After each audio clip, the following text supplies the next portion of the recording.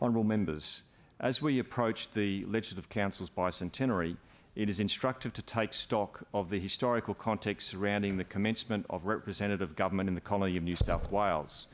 It provides a useful perspective on the development of parliamentary democracy in the state we now inhabit. In January 1788, the total white population of mainland Australia was just over 1,000.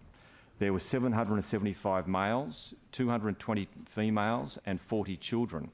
In 1823, when the Legislative Council was created, the population had grown to over 30,000. Males were still heavily preponderant, 18,257, compared to 4,232 women and 5,844 children. The Legislative Council in the period 1823 to 1843 consisted of no more than 7 or less than 5 residents of the New South Wales appointed by the Crown. The members were overwhelmingly either government officials or large landowners. The settler community in New South Wales was deeply divided at the time. As David Clune has written, political power and social status were monopolised by the exclusives, an elite caste of free immigrants who saw themselves as the natural rulers of the colony. Dominated by large landowners such as the MacArthur family, the exclusive faction also included wealthy merchants, leading professionals, senior officials and high-ranking military officers.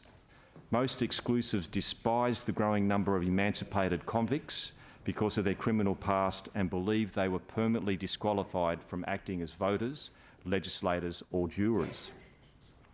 According to Dr. Clune, the pretentious and status-obsessed exclusive refused to have any social contact with emancipists, even those who were prosperous and successful.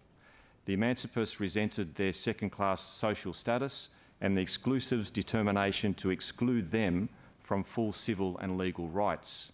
Many had become honest, hard-working members of society and some extremely wealthy.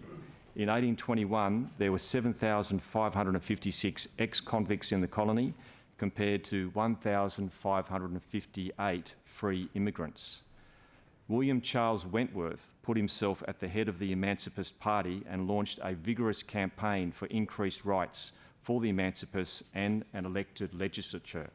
Under Wentworth's leadership, the emancipist cause broadened into a local equivalent of British liberalism. The pressure for political change in New South Wales became irresistible. The British government decided that a blended council represented a safe compromise for a society that was divided and politically inexperienced. Legislation in 1842 created a Legislative Council of 36 members, 12 nominated and 24 elected by the people of New South Wales. It was a key milestone, followed in 1856 by the granting of full self-government to New South Wales and the creation of the Parliament of New South Wales in the form that we all know it. Of course, colonial political history does not tell the whole story. Tragically, the Aboriginal population declined from an estimated 750,000 in 1788 to around 200,000 a century later due to introduced diseases, dispossession and conflict with settlers. The distinguished historian of the early colony, Professor Grace Karskens, says that the great lesson of early Sydney is that it was not made by those in authority, the wealthy and powerful alone. Another great lesson of early Sydney is that cities, towns, estates, farms were also shared landscapes. The Aboriginal history of Sydney has revealed the lost geography of Aboriginal places in the early town. Aboriginal heritage significance is not quarantined in prehistory. In the conclusion to her book, The Colony, Professor Karskens says, despite this deep unevenness of the historical landscape and in our ways of seeing heritage, the histories of places are recoverable. It is my hope and intention that the commemoration of the establishment of the first Legislative Council will play a part in this process of recovery and rediscovery.